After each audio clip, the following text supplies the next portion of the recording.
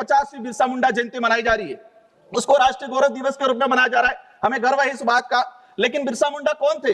बिरसा मुंडा उस समय तत्कालीन समय में जमींदारों और अंग्रेजों के लिए वो एक विद्रोही थे, देशद्रोही थे, और आज हमारे लिए वो एक क्रांतिकारी है, एक भगवान है, एक आदर्श है। वो जल जंगल जमीन की लड़ाई लड़ते थे, वही आज का हिड़मा, आज के परिप्रेक्ष्य में आपकी नजर में वो नक्सलवादी है। लेकिन हो सकता है कि भविष्य में के आने वाली पीढ़ी के लिए वो बिरसा के रूप में जाना जाए। आज बस्तर आदिवासी पूरा जो इलाका है, नक्सलाइट के नाम से भगवान बिरसा मुंडा को हिडमा के साथ कैसे? सभापति महोदय, मैं उस बात को जानना चाह रहा हूं कि आदिवासी बाहुल्य क्षेत्र का युवा हथियार क्यों पकड़ रहा है?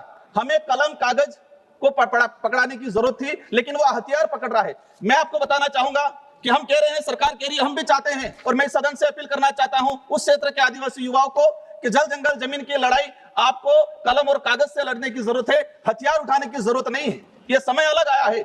मैं बताना चाहूंगा कि जो नक्सलाइट उन्मूलन के नाम से कांग्रेस सरकार ने भी सलमा जुड़ों करके अभियान चलाया, 2005 से लगा के 2011 तक चलाया।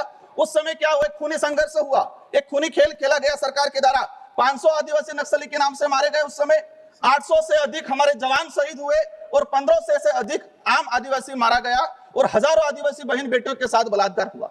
आज वर्तमान समय में भी वही चीजें, 500 के आसपास आदिवासी समुदाय नक्सलाइट के नाम से मारे गए। सभापति महोदय, ये बात इसलिए बता रहा हूं कि आज हम जिसको नक्सलाइट कह रहे हैं वो इस देश का आदिवासी है, और ये भी जानना पड़ेगा कि इस देश का मूल मालिक है। आप इस सदन के जिम्मेदार सदस्य, माननीय सभापति महोदय, सदन के आदिवासियों के हक अधिकार की बात आती है। क्या आप उन नक्सली, माननीय सभापति महोदय, उनको महिमा मंडित करने का काम करेंगे? माननीय सभापति महोदय, इस देश का आदिवासियों के साथ अगर वो जल जंगल जमीन के अधिकार की बात कर रहा है, मैं मानता हूं वो हथियार उठा रहा है, मैं ये भी चाहता हूं वो खत्म होना चाहिए, लेकिन उनको हथियार चाइना से लाके देने वाले लोग कौन हैं, ये भी सफाई होनी चाहिए। मार्च 2026 में नक्सलाइट खत्म होना चाहिए, लेकिन जो बड़े लोग कौन है जो हथियार सप्लाई कर रहे हैं, वो लोग कौन है? माननीय सभापति महोदय, मेरे क्षेत्र आज अंग्रेजी शासन काल में कई अत्याचार हुए।